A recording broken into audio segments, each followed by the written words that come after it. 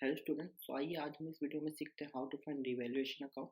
ठीक है, तो जैसा कि आपने मेरी लास्ट वीडियोस में देखा होगा, उसमें आपने सीखा था how to find hidden goodwill, proportionate capital and adjusted capital. अगर आपने वीडियो नहीं देखी है तो मैंने 3 स्टेप में बता रखा है कि कैसे ये सारी चीज़ निकालते हैं, तो प्लीज़ उस वीडियो को चेक कर लेना।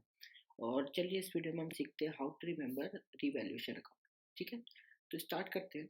तो सबसे पहली चीज़ हमें रिवैल्यूएशन अकाउंट में क्या होता है। रिवैल्यूएशन अकाउंट हमारी एसेट और लायबिलिटी की वैल्यू बताता है। हमारा रिवैल्यूएशन अकाउंट हमें क्या बताता है, एसेट एंड लायबिलिटी की वैल्यू। ठीक है, ठीक क्यों। और ये हमारा रिवैल्यूएशन अकाउंट बेटा कब कब बनता है, हमारा रिवैल्यूएशन बनता है at the time of admission और at the time of retirement and at the time of death. ठीक है, ये तीनों केसेस में हमारा क्या बनता है, रिवैल्यूएशन अकाउंट बनता है। और ये इसलिए बनता है क्योंकि कोई भी पार्टनर अगर बिजनेस में आता है या फिर बिजनेस से जाता है या फिर वो किसी भी फॉर्म में डेथ हो जाता है उसकी, तो क्या करते हैं, जो ओल्ड पार्टनर होते हैं रिवैल्यूएशन अकाउंट बनाते हैं और बिजनेस की जितनी भी चीज़ें होती हैं वो अपने आप में डिस्ट्रीब्यूट कर लेते हैं। तो ठीक है, तो रिवैल्यूएशन अकाउंट को याद करने का हम तरीका समझते हैं। नाम से जैसे समझ में आ रहा है, तो हमें चीज़ों की क्या करनी होती है, रीवैल्यू निकालनी होती है। ठीक है, तो इसका हम फॉर्मेट देख लेते हैं।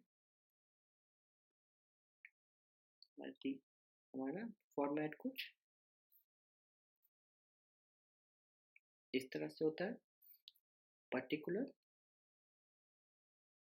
Amount, particular amount. ठीक है, तो इसमें क्या होता है, हम दोनों तरफ एसेट लायबिलिटी एसेट लायबिलिटी लिख लेते हैं। ठीक है, तो इसको याद करने के बेटा आपके पास दो तरीके हैं। तो पहला तरीका तो मैं ऐसे समझता हूँ कि हमें लोग मिलते हैं और वो फिर घर चले जाते हैं। ठीक है, तो इनको ही हम क्या बोलते हैं, एसेट लायबिलिटी। ठीक है, तो अगर कोई भी एसेट की वैल्यू क्या हुई है, एसेट की वैल्यू क्या हुई है मेरी, डिक्रीज हुई है, वो मेरी आ जाएगी डेबिट साइड। और मेरी लायबिलिटी की वैल्यू कोई इंक्रीज हुई है, वो आएगी डेबिट साइड। और उसी तरह कोई भी एसेट की वैल्यू मेरी इंक्रीज हुई है, वो आएगी क्रेडिट साइड। और कोई भी लायबिलिटी की वैल्यू मेरी डिक्रीज हुई है, वो आएगी क्रेडिट साइड। क्यों, क्योंकि हम सबको पता है सारी अच्छी चीज़ें हमारी होती हैं क्रेडिट साइड और सारी बुरी चीज़ें होती हैं मेरी डेबिट साइड। तो आप इसको ऐसे चाहें तो याद कर सकते हैं, डिक्रीज इन एसेट मेरे लिए अच्छी बात है, मेरी एसेट की वैल्यू कम हो गई, मेरे लिए अच्छी बात नहीं है तो बुरी चीज़ है, तो डेबिट साइड। अगर मेरी लायबिलिटी बढ़ गई, मेरे लिए बुरी चीज़ है, तो वो डेबिट साइड। मेरी एसेट की वैल्यू बढ़ गई है तो अच्छी बात है, तो क्रेडिट साइड। और लायबिलिटी की वैल्यू घट गई है तो मेरे लिए अच्छी बात है, तो ये क्रेडिट साइड।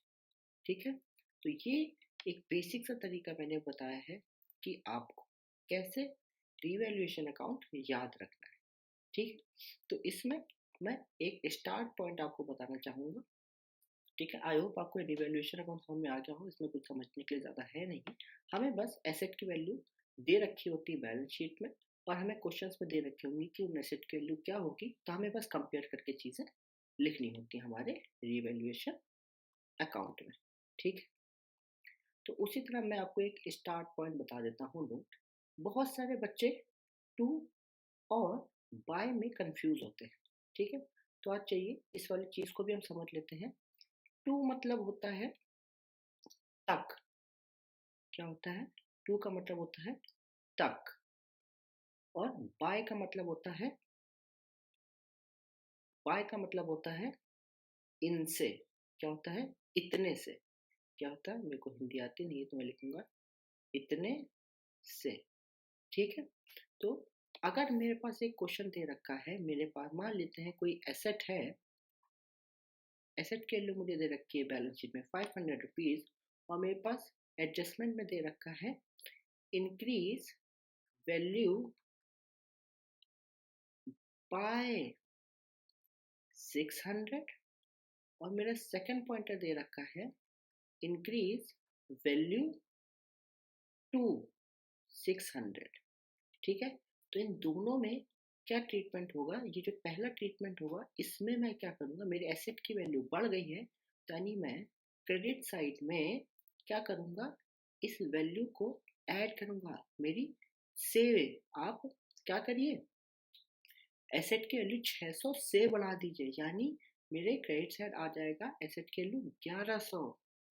ठीक है, ठीक है, मेरे एसेट की वैल्यू हो गई 1100, तो मेरे क्रेडिट तरफ 600 रुपये का क्या हो जाएगा, अमाउंट आएगा रीवैल्यूएशन में। ठीक है, रीवैल्यूएशन में मेरे पास 600 रुपये का अमाउंट आएगा। ठीक, और अगर यहाँ पे लिखा हुआ इंक्रीज वैल्यू टू 600, यानी मेरे यहाँ पे भी मेरे क्रेडिट साइड पे अमाउंट आएगा, पर कितने से आएगा, 100 रुपीज से। क्यों, क्योंकि मेरी एसेट की वैल्यू 600 तक बढ़ गई है, 600 तक बढ़ गई, तो कितनी बढ़ी है बेटा, 100 रुपए की। ठीक है, तो मेरा रिवैल्यूएशन पे कितना अमाउंट आएगा, 100 का। ठीक है, तो आई होप आपको एक चीज समझ में आई होगी कि एक रिवैल्यूएशन अकाउंट को कैसे याद करते हैं। लोग मिलते हैं और फिर मिलके घर चले जाते हैं, ये फॉर्मेट से आप याद कर लीजिएगा। और अगर टू और बाय का क्या फॉर्मेट होता है, ठीक है, इन दोनों में क्या डिफरेंस होता है। तो अगर आपको वीडियो पसंद आई हो तो वीडियो को लाइक और सब्सक्राइब करिएगा। Thank you.